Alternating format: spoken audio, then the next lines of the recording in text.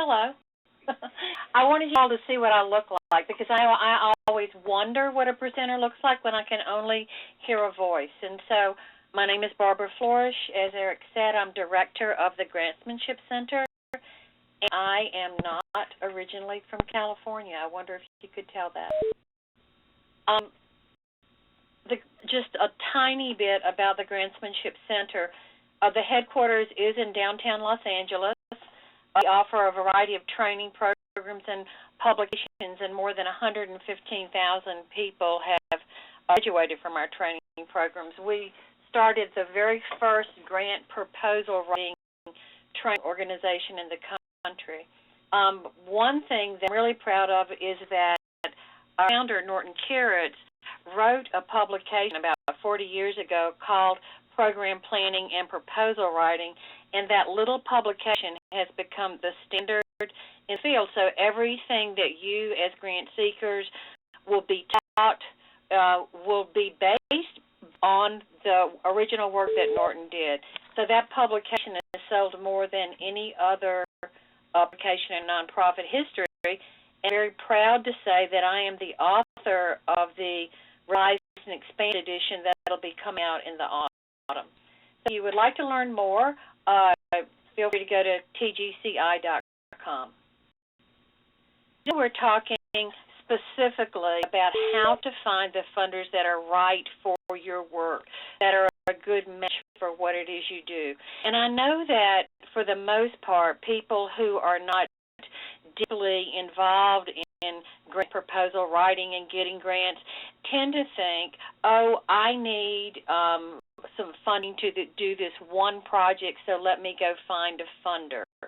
Or you may tend to get listservs or get some sort of email from a organization you belong to that will prompt you that here's a foundation opportunity or here's a federal funding opportunity, and then you may say, oh, well, maybe we could respond to that, maybe it would fit our need.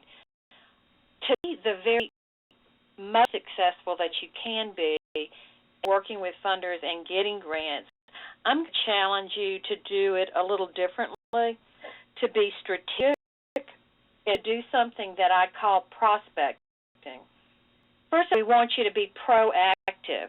I want to ask you to not rely on those listservs or things that are going to come at you. I want to teach you the tools that you can use and then ask you to go out and look proactively for funders that would be a good match for your organization. When you do this, you start to think long-term about your funding needs, and you start to be more successful in getting grants. So we're going to talk about the serious research tools, not the ones that just sort of pop on your computer with here's an opportunity, and I'm going to challenge you to create a plan for your research. So you plan the work and you work the plan. You've probably heard that, and it does work. Very briefly, there are two distinct types of funders: government funders, one type, foundation and corporations. We call those private funders. They're government funders and private funders, and they are very different in how they put applications and what their expectations are. Government funders, for example, they issue very detailed requests for proposals. They will give you very detailed and often extensive application guidelines. Their system for looking for what programs are available is very well organized. While it can be helpful to have relationships with government staff members, it's not critical. And the proposal's quality that you write, the quality of that proposal is critical, because at the government level, there's an expectation that objectivity is an expectation.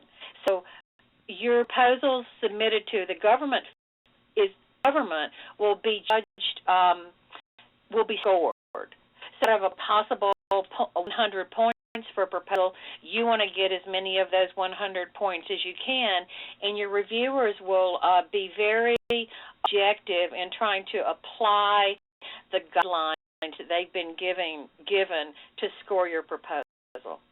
Foundations and corporations, they seldom actually solicit proposals. You basically have to go find them.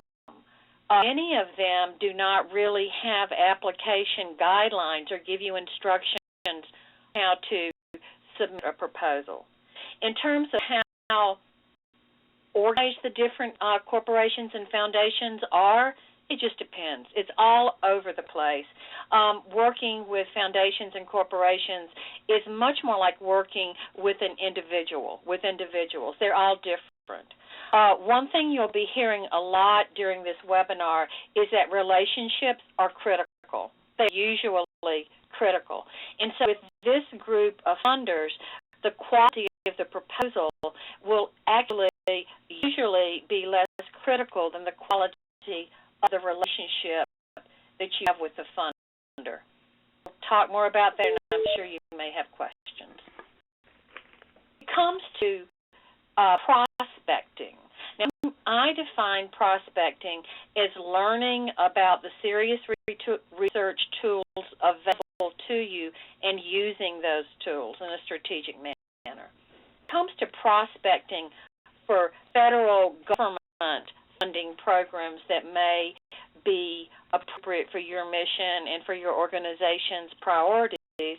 The very best resource is called the Catalog of Federal Domestic Assistance, and call it an acronym. I'm going to say CFDA because it's just too long to say the whole name all the time. This is an online database. It is free, www.cfda.gov. It provides a good amount of information on every single federal funding program that is authorized by statute and to which have to apply in order to get funds. And so Social Security is in there. But so is every grant program that's been established by statute. What I'm going to ask you to do, if you're interested in federal funding, is to the CFDA search. It's a very, I find it to be user-friendly. You can search by keyword, and as you'll notice, I have enter water quality into the keyword slot there. But you can also search by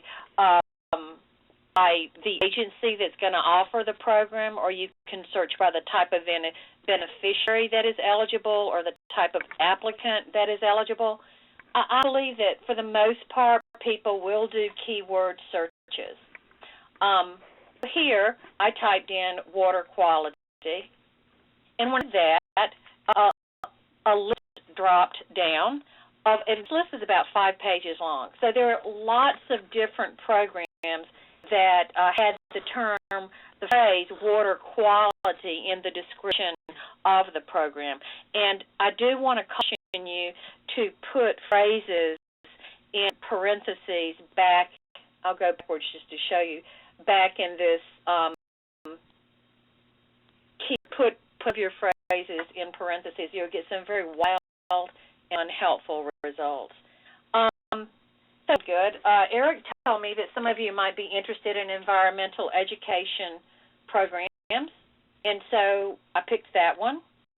And you'll see over here, there's an icon, and if you click on that icon, then it will take you to a description of the program.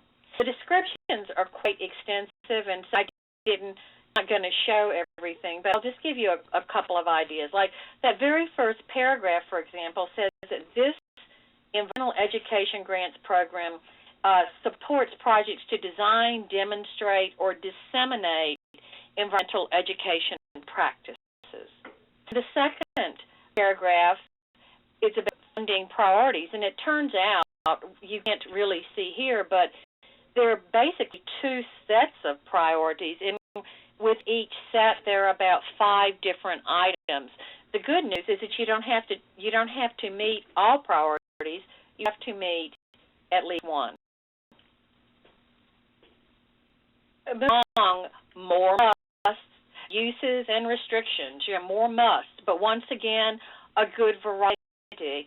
And then you're going to be very interested in eligibility requirements. Hold on a second. I'm getting a little pointer. There we go. Eligibility requirements. I say here that the usual suspects are eligible. That would be education agencies, colleges and universities, state education and environmental agencies, nonprofit organizations. Now, occasionally, for-profit organizations will be eligible, and sometimes only states can apply or only local school districts. But in this particular instance, there are a good number of groups that are eligible to apply. As you keep scrolling through this information, one thing you're going to really want to know is how much money is going to be available. And as you'll see, they've estimated for fiscal year 12, $3,400,000. And then under range of awards, in the past years, the range was between $5,000 and $200,000 per grant. And they do provide some information about what sorts of grants got what level of awards, but you would need to study that carefully to know what your organization was most likely to be eligible to apply for in a way that you would be competitive.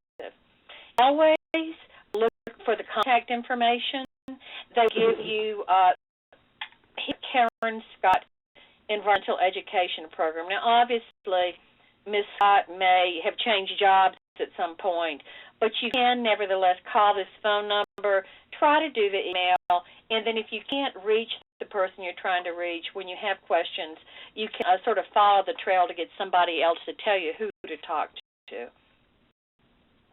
Looking in the catalog of federal domestic assistance, I'll start with brainstorming key words and phrases about what it is you do, about what you're interested in. So certainly you might do environmental education, but you might do water quality, you might do pollution, you might do monitoring.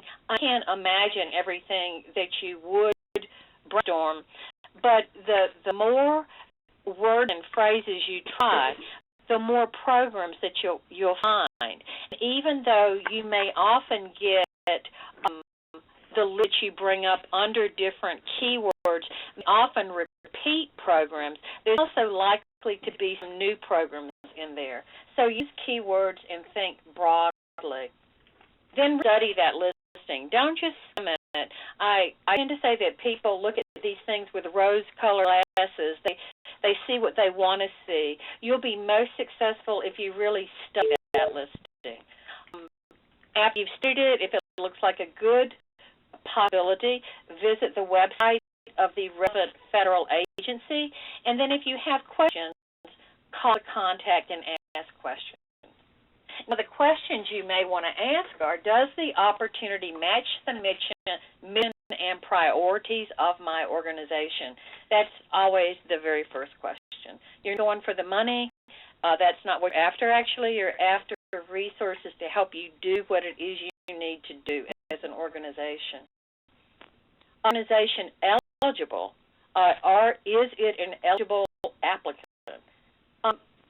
Sometimes you'll see that Congress has not appropriated money to a particular group. You might want to find out if the program's likely to happen again next year, or you might want to find out if a program has closed for the year, meaning it's already with competition and the awards have been made. Will it open again next year? And it will open. Approximately when might it open? Then you want to get a copy of the most recent set of application guidelines. And sometimes you can find that on the federal agency site. Sometimes you can find that on another resource we're going to look at called grants.gov. And then the Grantsmanship Center has a fee for service that you can find it on as well. Gov, those of you interested in government grants have probably heard about it. It's meant to be the single portal through which all government funding notices will be put out and through which all proposals will be submitted. It is not that yet. It is an evolving system. But notice over here, find grant opportunities, which is what all we're talking about today. It will take you to, if you press that, whoa, sorry, my little circle got moved. It needs to be on basic search here. So then you would just click basic search. I mean, you might want to search other ways, but most of the time you'll want a basic search. And then it takes you to where you can do a keyword search. And rather than just starting with that, I want to advise you to use advanced search. And here's why. Not only can you search by keyword, you can ask to be shown open opportunities, meaning deadlines are not yet passed and you can still apply for these competitions. I also want you to look at closed opportunities, because again, if you're thinking strategically, if these closed opportunities are likely to recur every year, you want to know about what they are, whether or not they're a good fit for your organization, and when they're likely to open again in the coming year. Be strategic in planning your work. I'll go back, under water quality, the open and closed opportunities, I press that, and there's a very, very long list. And it's just an example of what the page looks like that drops down. The Grantsmanship Center has a service grant domain. It is fee-based, whereas the CFDA and grants.gov are not fee-based, so you need to know that. We do daily listings of funding opportunities and archive guidelines, and so you would have to see if that was of use to you. Our federal service is rolled in with the same one that we use for our private funder service. When it comes to state, county, and municipal funding, you really have to be sort of a detective. These levels of government tend to be a lot less organized in how they present information to grant seekers. There's very seldom one place you can go to on the state website to find all of the available grant opportunities through state. So obviously you're going to know a lot more about California than I do, but what you would do is visit the different websites, and then if necessary, call the governor, call the county official, call the mayor's office, and ask, can you please tell me the best way to look for grant opportunities that are available through the county, through the state, through the city, and get kind of advice. And certainly colleagues may be able to give you advice as well. But those state, county, and municipal grants, most of them, not all of them, are what are called pass-through grants from the federal government. Now we'll talk about private funders. And private funders are a little more difficult to research than federal funders. You're always with a private funder going to be asking, what is the mutual interest? Is this funder also interested in water quality, for example? Most private funders only fund nonprofit organizations, and some of them will only fund private nonprofit, meaning that they won't fund state government, city government, county government. It just depends on the funder. As I said before, working with private funders is more like working with individuals. Relations matter. You're going to need often to try to find a connection with the private funder, with the foundation, with the corporation. And what we ask you to remember is you are applicants. You are not supplicants. Private funders, private foundations are required by law to give out 5% of value of their assets, to spend that much per year on what are qualified as eligible expenditures, and that includes grants and the cost of running the foundation. And so foundations must give out money. You apply to them, you are actually helping them. You're giving them an opportunity to pursue their own mission. foundations, and I say that, that's also going to mean corporate foundations. I should say private funders generally express their areas of interest very broadly. They say education. They may say the environment. They will be less likely to say specifically resources or higher education. Some have deadlines, some do not, and many do not accept proposals. And you will see on the information you find, do not accept proposals, do not accept unsolicited proposals. And that is when the whole issue of relationships becomes critical. They fund who they know. They fund organizations they trust. And so the question is, do you know them? Do they know you? And, or could they? When you're doing research on private funders, step one, use a good, thorough database. I hate to tell you this, but free databases are simply not free. I'm going to give you information on how you can use one for free, but if you wanted one on your desktop, you're going to have to pay for it. Use a good database, and once again, brainstorm words and phrases, and establish a system for organizing the information you find, because you're going to start finding a lot of information, and if you don't have a system, you're going to quickly become overwhelmed by that information, and it will become less useful. Decide what questions you want to answer, and use the 990 tax returns to fill in the blanks, and I will tell more about that. But basically, the majority of foundations, the vast majority, do not have staff members. The vast majority do not have websites. And so even though you may be able to find a foundation's name and location, and maybe even general area of interest, if that's all you can find, you do not have enough information to apply to them. And in that case, you're going to need to go to their tax return, and I will tell you where to find that, and look in that return to find out organizations they have funded and in what amount. I want to take just a second to tell you why that's so important. I'll give you an example. I'm research on funders who were interested in youth service organizations. And so a whole bunch of them.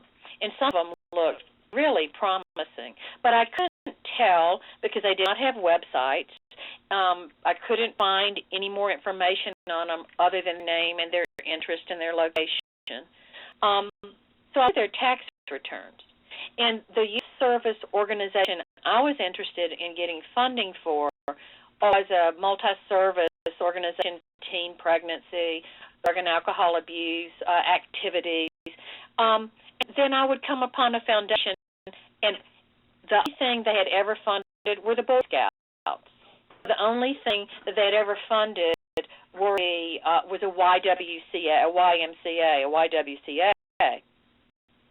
Because their interest was expressed so broadly as just to say youth service organizations, if I had not done my research, I would have wasted my time by submitting a proposal to a funder that was not really appropriate for the organization I'm working with. Another example of why the 990 PF tax returns are so important, that similarly, I found a foundation once, and this happens, you will find this a lot, that fund in the millions of dollars, or maybe make a grant $500,000 for this and $250,000 for that. And it's very interested in my particular county. And I didn't find out any more. When I went to the tax return, I found out that the highest amount they ever awarded a social service organization was $7,500. I had pursued that foundation with inaccurate or rather incomplete information. I would have made a request that was not really appropriate to that funder's in history.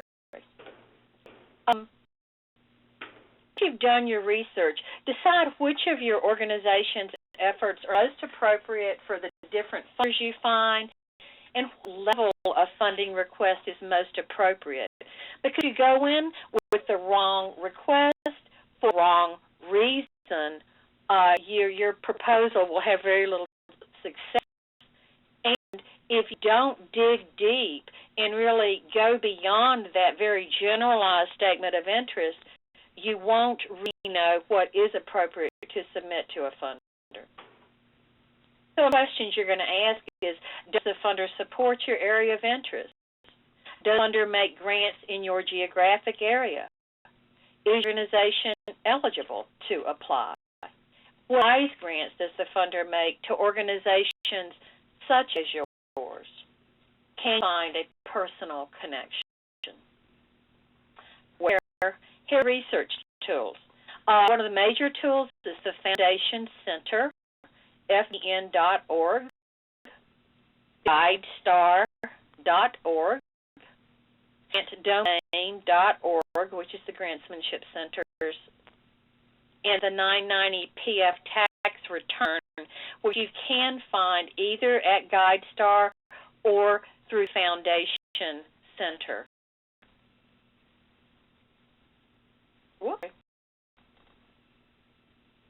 Important research tools. Sometimes state foundation directories exist, and you might be able to find those at a local library or through the Foundation Center. When foundations do have websites, they're excellent. You must study them very carefully. Not every website does list all the grants and in what amounts and for what purposes that a foundation makes, and so you still may have to go to the 990 tax return. If foundations do publish annual reports and printed guidelines, you'll need to look at those and study those as well. And you know other organizations that have received grants from a particular funder, it would be good to talk with your colleagues. You'll learn a lot in that way as well. To use the tools, look close to home first. In your own city, in your own neighborhood, then reach out to your state, county, region. Because funders that are close by you are more interested to be, more likely to be interested in your work. In other words, if a funder has an office or the funder's trustees, people live in your community, they're going to want to have a healthy, safe community as well. So it's always a good place to start and then branch out, then move farther away from home. The Foundation Center has a number of excellent online resources. They also have excellent resources on their website, but I caution you that to do thorough and strategic research, the way to do it is through one of their fee-based services. The best service that they have is called the Foundation Directory Online Professional, and I'm going to demonstrate that for you in just a few minutes. The good news is that they maintain a system of what they call collaborating collections throughout the United States. And to go to their website, you can find out where those collections exist and visit those collections and use these high-end online resources for free. So that's the good news. The bad news is when you're doing serious funder research and you're really trying to be thorough, it takes a lot of time, and so it can be very inconvenient to spend as much time as you're going to need to spend at libraries. The Foundation Center does rent their fee-based online directories by the month.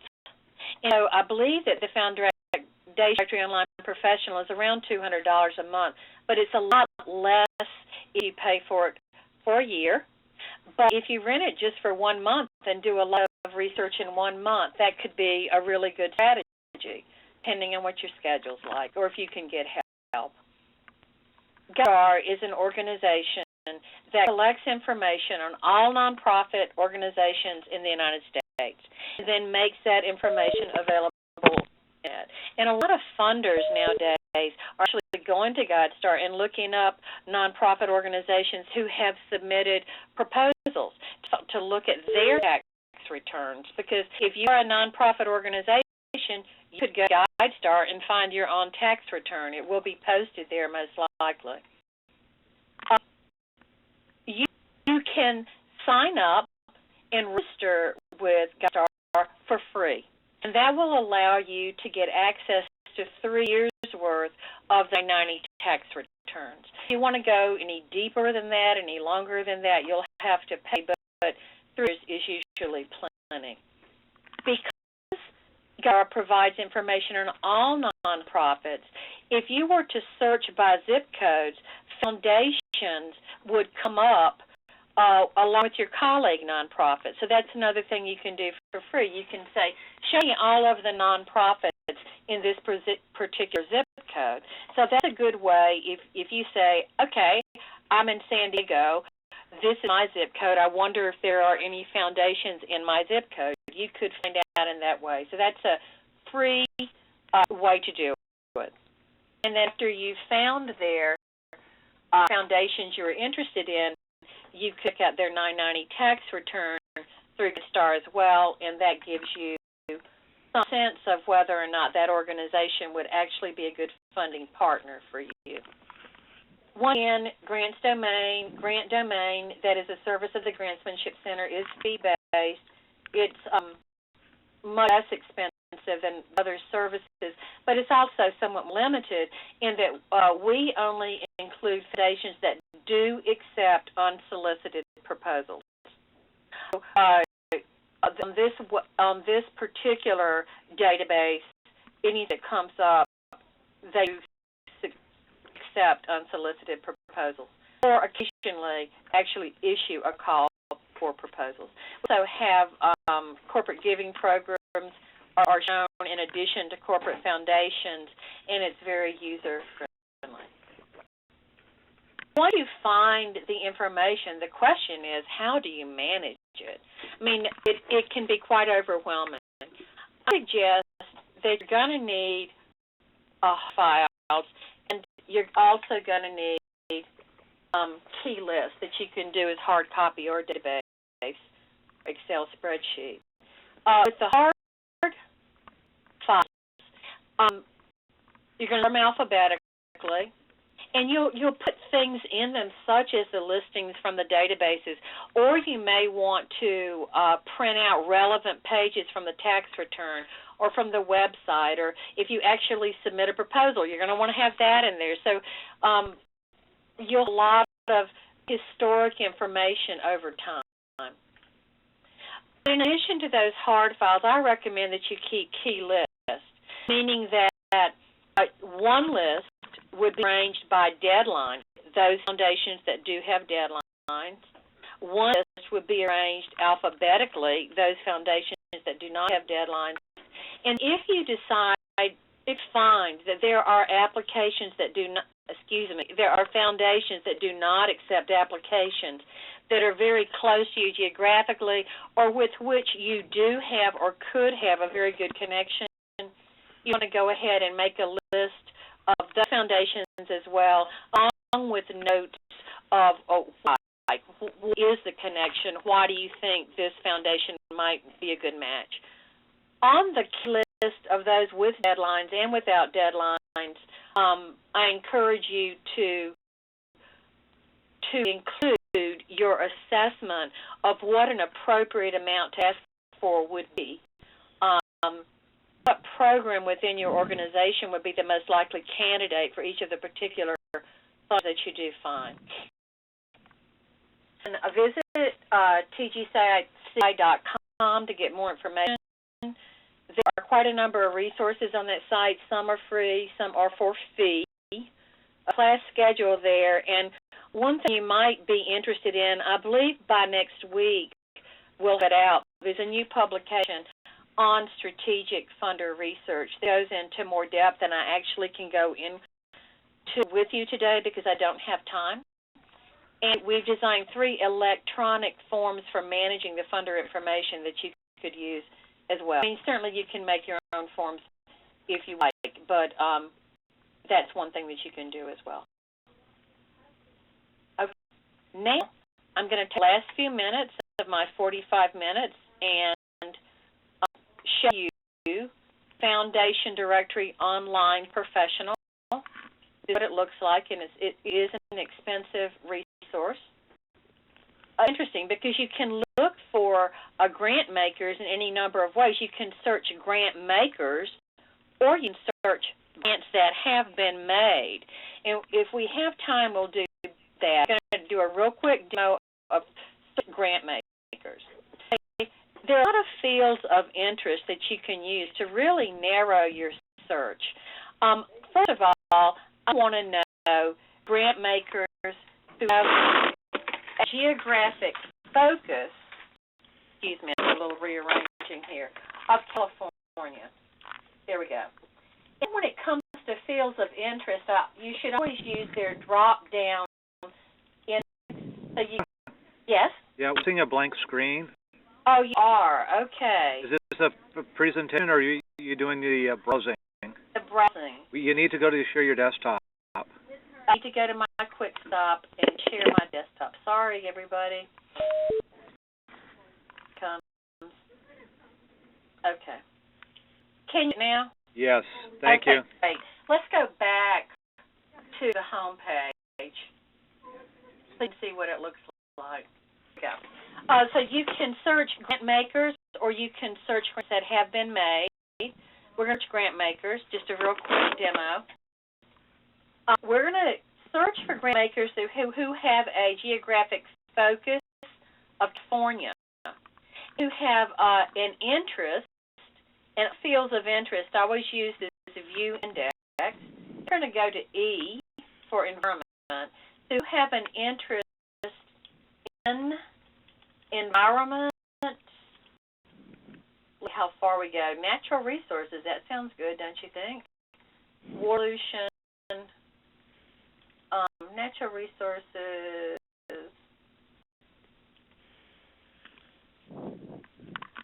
water pollution, water. And to exclude, if I check here, we're going to exclude grant makers that do not accept applications. We're going to want to look at the ones who make the highest amount of grants. So we're going to do it in a descending order by their grant making. Look what we get.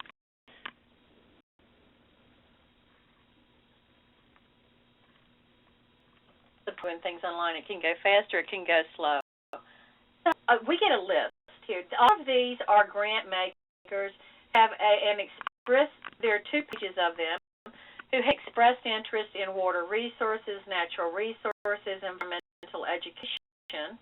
And we are going to go look at the Michael Liu, if I can find where he is, environmental.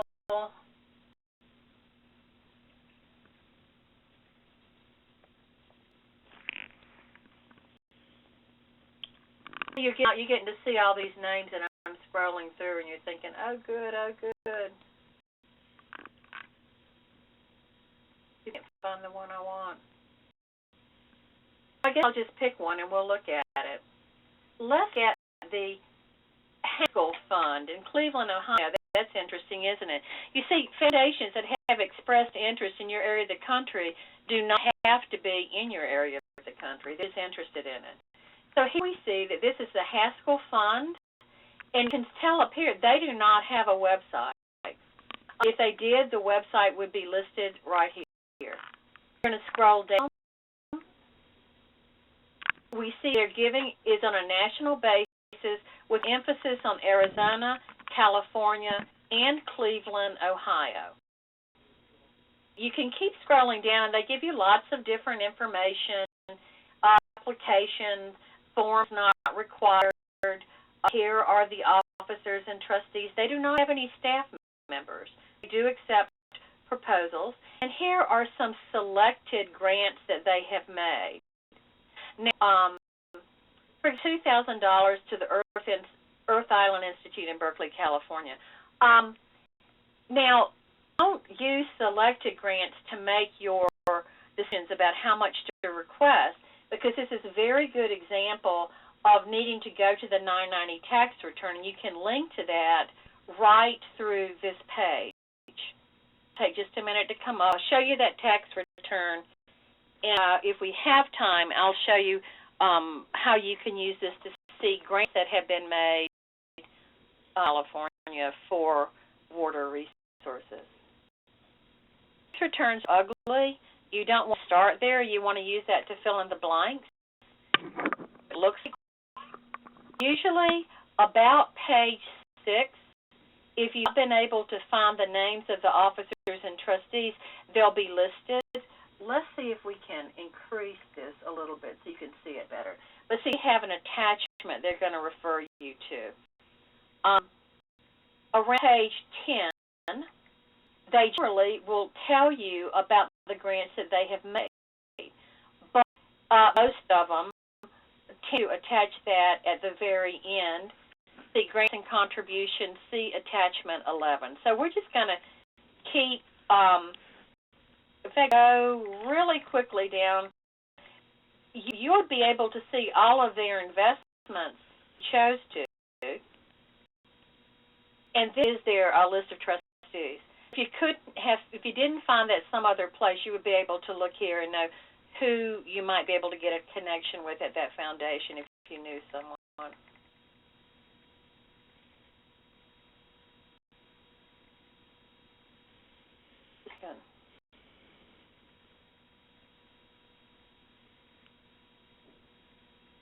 Live demos. Here's actually, I thought I missed it. They've actually not attached it to the very end, but attached it sort of in the middle. So here we have where grants have gone and in what amounts. So see that the Coast Society got $2,500. Let me get my, well, I don't have my little tool. Had $2,555 for Society operating expenses. No, that was Direct Relief International. Sorry, I need a ruler to walk across this. But you'll get the sense of it. I mean, if you were to go, I would say from looking at this tax return right now, that if you were to go into this organization and ask for $10,000, you would need to have a good connection with them. You would have to know them very well. They'd have to know you. It seems much more appropriate from looking at the types of grants they make to what kind of organizations and in what amounts. It would be much more appropriate to ask to begin with in the $1,000 to $2,000 range. Here we have over here the people for the ethical treatment, maybe of animals. I don't know. It's hard to tell. That is $9,500. So that appears to be one of the larger grants that they make, and I can guarantee you that it means that a board member or trustee is interested in that cause.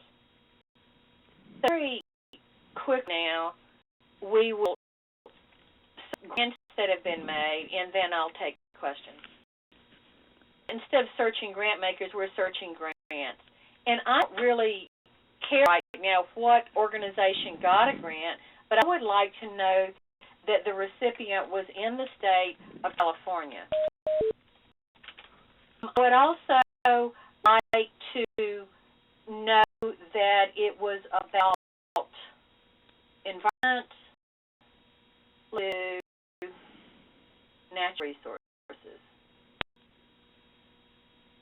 And so I actually get a list now, and this list is 2 pages or more long, of California organizations that over the years have gotten grants for the purpose of natural resources. And let's pick one.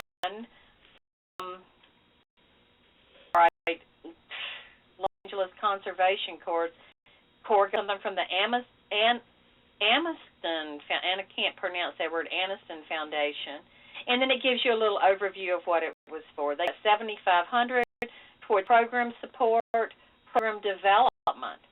That does tell us a whole lot, but it has to do with environment, natural resources, minority, youth development, etc. Eric, I think that's about it, or we won't have room for questions and answers.